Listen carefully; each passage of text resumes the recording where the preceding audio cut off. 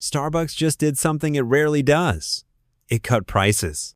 But not just anywhere. This happened in China, its second largest market. The reason? Local brands are rising fast, and Starbucks is starting to sweat. So, is Starbucks losing the China coffee war? Let's break it down right here on I'm No Expert, but Finance.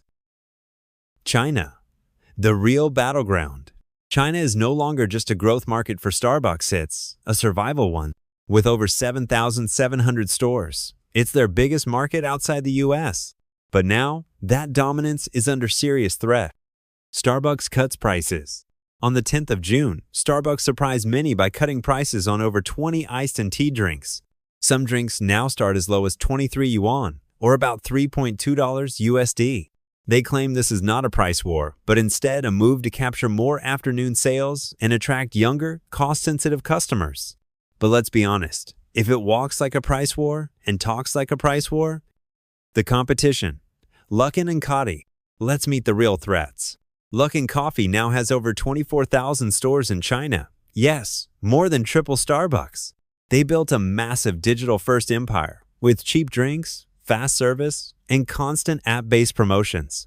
Then there's Cotti Coffee, a rising star backed by ex-Luckin execs, offering drinks as low as 2.9 yuan during promotions.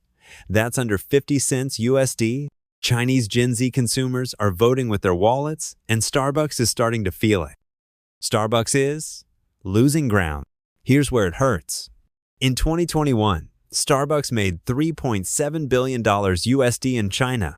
In 2024, that dropped to just around $3 billion.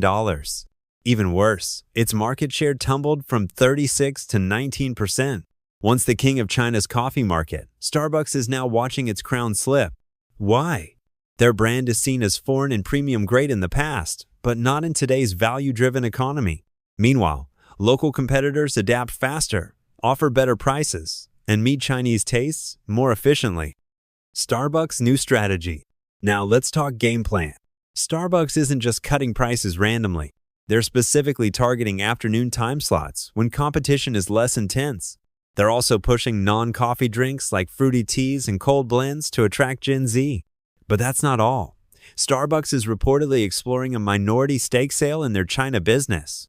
Big players like KKR, Pennsylvania G, and FountainVest are rumored to be interested. This could bring in cash while allowing Starbucks to scale faster without losing control. Investor takeaways. So what does this mean if you hold Starbucks stock? It's a mixed picture. Price cuts may help traffic, but they put pressure on margins. Long-term profitability in China is uncertain. Citi recently raised their price target to $95, but kept a neutral rating. Clearly, they're not fully convinced either. Starbucks needs to show it can grow without sacrificing brand value or pricing power. Can Starbucks win the war? Starbucks is adapting, but so are its rivals. This isn't just about cutting prices, it's about changing how they play the game. Can they still succeed in China? Yes, but they need a stronger digital strategy, more localization, and a sharper value proposition to compete with Luckin and Cotti. Because in a fast-moving market like China, brand legacy means nothing if you can't evolve. Just like BYD, Starbucks slashes prices to compete. If this move by Starbucks feels familiar, that's because we've seen it before.